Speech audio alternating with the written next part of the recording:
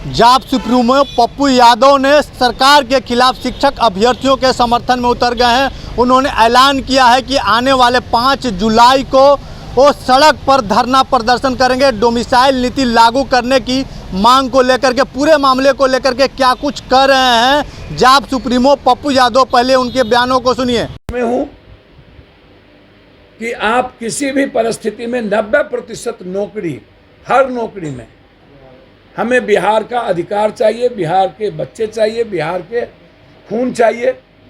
इसमें कोई समझौता हम और हमारी पार्टी नहीं करेगी। हम बाहरी को दिया जा सकता है। आप 10% बाहरी को 5% दे दीजिए। बाहरी नहीं कहेंगे, वो भी हिंदुस्तान के लोग हैं। बिहार से बाहर हम अन्य लोगों के तरह, हमारा नेचर नहीं है।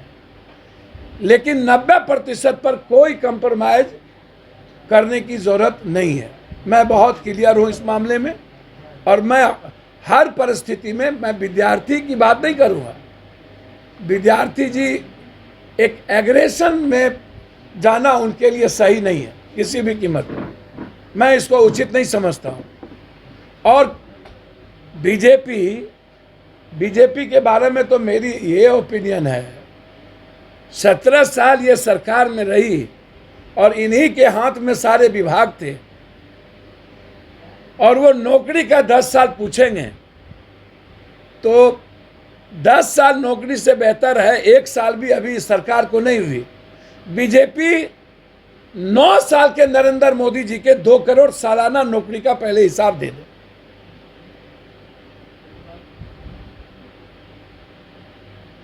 85,000 लाख हजार करोड़ रुपया आरबीआई के जो छपे वो आरबीआई बैंक में नहीं गए, उसका जवाब दे दे। किसानों के आंदोलन को वापस लेने के बाद निर्णय नहीं गया, उसका जवाब दे दे। महंगाई के साथ गैस सिलेंडर से लेके उसका जवाब दे दे। और मणिपुर में जो 100 लोग मारे गए हैं और बीजेपी ने जिस तरीके से किया, उसका जवाब दे दे। और सबसे बड़ी बात, पहले तो मैं एक बात पर बहुत क्लियर हूं कि 5 तारीख को हम लोग पूरे बिहार में डोमिसाइल मुद्दा पर पुनर्विचार किया जाए। सरकार हम बिहार की बात सुने, इसके लिए हम हर जिले में धरना देंगे। क्या डोमिसाइल नीति लागू करने की मांग करेंगे आप?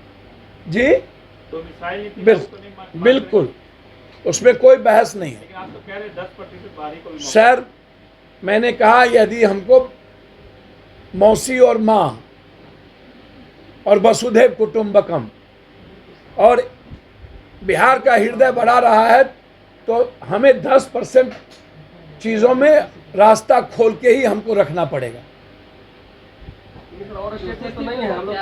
मेरी मैं नहीं देख, तो पूरा हो जाता है सर, मैंने पहले कहा कि मेरा मुद्दा है डोमिसाइल का, लेकिन यदि बिहार के परिप्रेक्ष्य जो ब्रॉड रहे हैं उसमें यदि 10% लोगों की गुंजाइश किसी अन्य विभाग में हो तो आप लाइए, लेकिन शिक्षक के विभाग में पूर्ण डोमिसाइल चाहिए। स्टूडेंट के साथ में, अभ्यर्थियों के साथ में। वही मैं आपको बता रहा हूँ ना, मैं बिहार के सारे 14 करोड़ जनता के भावनाओं के साथ हूँ। मैं बिहार के सारे 14 करोड़ जनता के अधिकार के साथ हूँ। मैं बिहार के सारे 14 करोड़ जनता की आवाज़ के साथ हूँ। मैं किसी पर्टिकुलर, किसी एक चीज़ों को लेकर के नहीं। मेरा बिल्कुल कहना है।